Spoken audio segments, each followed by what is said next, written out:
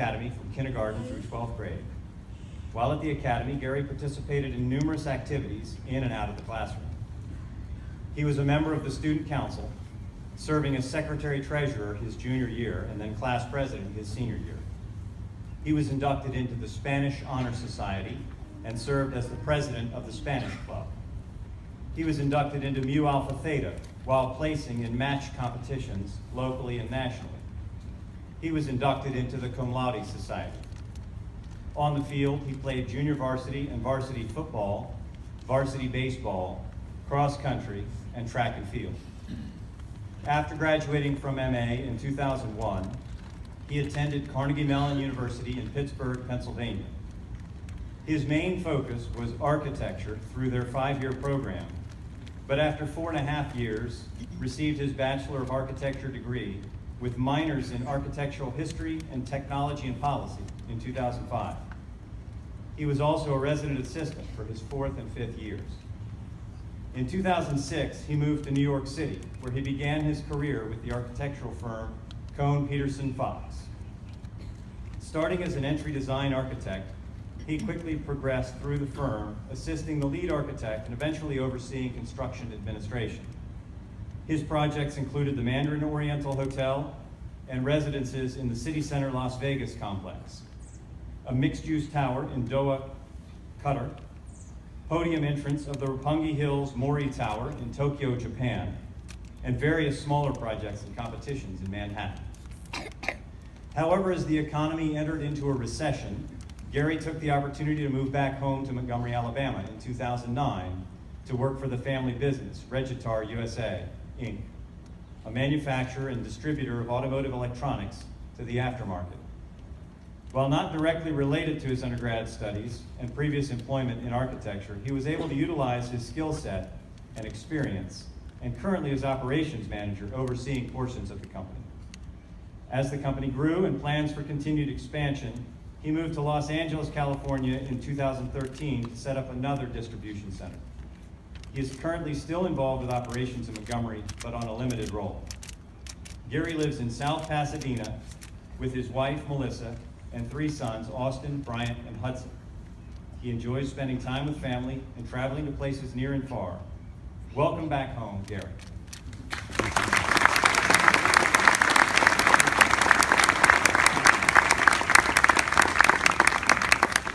Thank you for the introduction, Jay. Good evening. Congratulations to the class of 2017. This will sound cliched, but I do remember sitting in that seat, even though it was 16 years ago, and feeling antsy and wanting the speaker to hurry up so I could get my diploma. So I promise I won't be too much of an obstacle. We'll keep this relatively short. When Jacques Cousteau called and asked if I would be the commencement speaker this year, I was extremely honored. I was ecstatic, and I was terrified. What would I say to a group of young women and men so eager to move on to the next stage of their lives that would be interesting to listen to and relevant? What did I wish someone had told me when I was sitting in that spot? But a lot has changed since 2001. So the more I thought about what to say and drawing from personal experiences, the message became clear. So much is happening around us that I'm still learning every day. And even though my experience would be very different from yours, there's still a common theme. So the message that I want to share today is, don't have a plan. Don't have a plan. Now, before I start scaring the parents and teachers that work so hard to teach you many things and undoubtedly plan for this moment, I'm not suggesting that you simply wing it in life or to absolutely never have a plan, but to be understanding of change, to be adaptable, to be flexible with whatever happens around you. Change is constant, no matter where you are or what you're doing. And even the rate at which change is changing is changing. So in such a world, sometimes it's not best to have fixed plans. But believe me, MA has laid the foundation for you to be prepared for these challenges and changes ahead. Now, my message may not be anything new, but it's definitely something to keep in mind as you continue to develop both personally and professionally. But before I continue, I don't think I would be a good son if I didn't acknowledge my parents who gave my brother and I the ability to change with our surroundings. They let us be who we wanted to be, to see what we would become on our own with our surroundings. I'll be honest, I've been stereotyped to be that Asian doctor or that engineer, but my parents didn't really have a set plan for us, so we were able to explore our options and there. I also wouldn't be a good husband if I didn't acknowledge my wife, Melissa, who's been with me on our journey for the last 10 plus years, navigating the many changes that have come from us, at us from when we were in New York, Alabama, and now out in California. And especially the last few years with our own growing family. Boy, life sure does change with kids. I'm sure all the parents will agree. So like Jay said, I attended kindergarten in MA in 1988 and graduated in 2001 as a 13-year senior. After I graduated MA, I enrolled in Carnegie Mellon in Pittsburgh, Pennsylvania in the architecture program. Now, if I had gone in with the plan of doing everything by the book, quite frankly, I don't think I would have graduated because I wouldn't have been able to find solutions outside the box. In fact, one of the first things we learned in the freshman design studio is to study the site. Study the site because in architecture, there's no set solution or design. Every site presents unique conditions, its own inspirations to arrive at an appropriate solution. We don't live in a cookie cutter society, and just like each one of you with your unique talents and skills, you bring something different to the world. So you can't go into a project with a preset design or plan because it simply won't work. After I survived the 5-year architecture program at CMU, I was offered a position in architecture from Commencement Fox in New York City. And I applied the same approach, working on many projects throughout the world. Everything was looking good. I was set on changing the physical world, one building at a time. I was set on architecture. Guess what? 2008 happened, the Great Recession, as it's now known. Now, I could have been stubborn and then, kept to the plan of being an architect, but that would have been a mistake. After all, no one knew how long the recession was going to last or what would even happen afterwards. And while many can argue to stay the course, and there's merit to that, you have to take opportunities as they present themselves. And there was an opportunity at home. So I moved back to Montgomery and joined our family business, Registrar USA, supplying auto parts to the global aftermarket. With locations in Taiwan, China, the UK, and Brazil, I dabbled in each department, sales, purchasing, even the warehouse. And it was all those experiences that eventually led me to oversee operations on a company level. But even today, we're constantly having to adapt to changes with our customers, the market conditions, regulations, and so forth. But from there, with growth of Regstar, we expanded west, and currently in California in a similar role. So in a few years, I went from design architect to chief operating officer. Not as sexy of a title, but definitely just as important, and I've learned along the ways to find other ways of changing the world and leading others. So don't have a plan, but rely on your MA education.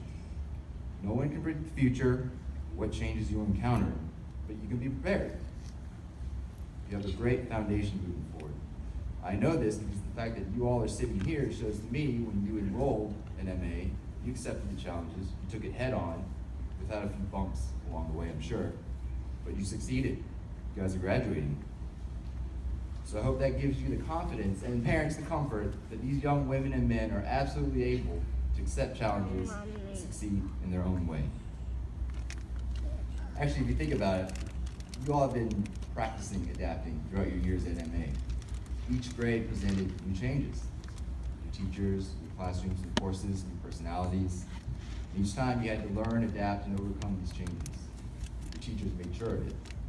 Speaking of teachers, I think it's definitely important to mention, all of you were taught by very caring and intelligent teachers.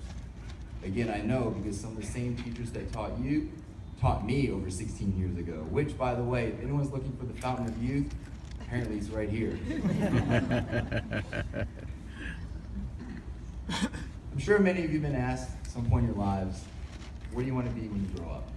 Or more recently, where do you want to go to college? What do you want to do? I don't know all the answers that you have, but I'll tell you it's okay if you don't know. Don't have a plan. Right now you should be learning.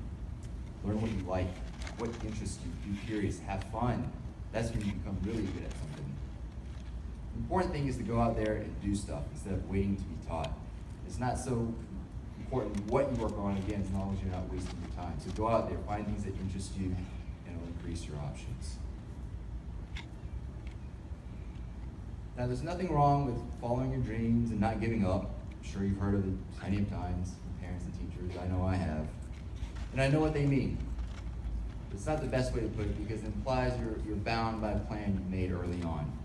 Now, that's not to say you should never be stubborn or hard-headed when you need to, but you can't narrow your focus where you miss out on much bigger, better things in life. So often we get stuck on a goal and do all we can, head straight towards it, that any wrinkle causes us to make decisions that may backfire. And of course, I'm sure it wasn't easy for some of you, and just like in life, there will be obstacles, there will be ups and downs.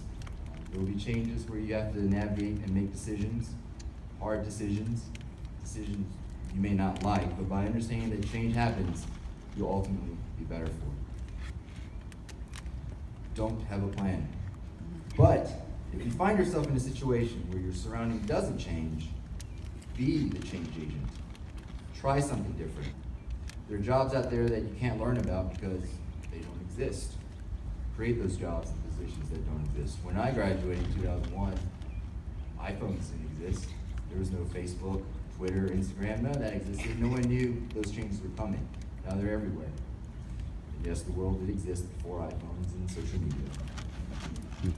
But most importantly, don't be afraid of failing. Look to your left, look to your right, look out here in the audience. You guys have an incredible support group to help you do these changes, good or bad. So don't be afraid to fail. Try and fail again. Don't have a plan, and you'll be all right. You'll be all right. So in closing, hopefully that was relatively short enough. Again, I want to say how incredibly humbled and honored I am to be here sharing this moment with you. And again, congratulations on your achievements.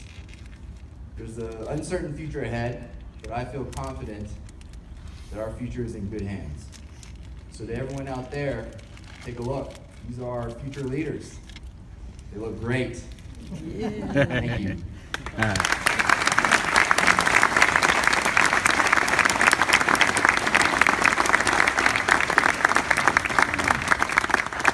Thank you, Gary, for those remarks, especially a message of adaptability and flexibility in a week where we've had 10 inches of rain. Where we're going to be. Now,